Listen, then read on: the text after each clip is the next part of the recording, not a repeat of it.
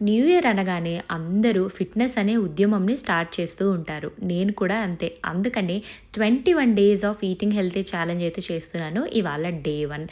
Day 1లో ఏం తిన్నానో లాస్ట్‌లో చూపిస్తాను. కానీ 21 డేసే ఎందుకు?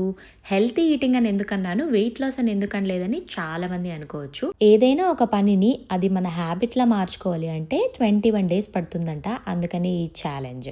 వెయిట్ లాస్ అని ఎందుకనలేదు, హెల్తీ ఈటింగ్ అని ఎందుకన్నాను అంటే, హెల్తీ ఈటింగ్ అంటే ఆరోగ్యంగా తింటేనే ఆరోగ్యంగా వెయిట్ లాస్ అవుతామన్నమాట. క్రాష్ డైట్స్ చేయడం వల్ల, ఎక్స్ట్రీమ్‌గా చేయడం వల్ల ఎంత తొందరగా వెయిట్ తగ్గుతామో అంతే తొందరగా వెయిట్ గెయిన్ కూడా అయిపోతాము. బట్ ఈ డైట్‌తో ఏంటి అంటే మీరు వెయిట్ లాస్ స్లోగా అయినా కూడా కన్సిస్టెంట్‌గా వెయిట్ మెయింటైన్ చేసుకోవచ్చు. ఇంకా ఇది ఇవాల్టి మన లంచ్ ప్లేట్ అనమాట. సో డే 1 ఆఫ్ మై ప్లేట్‌లో 2 phulkas, 1 cup of soya chunks curry, అలానే కాకరకాయ తాలింపు అనమాట.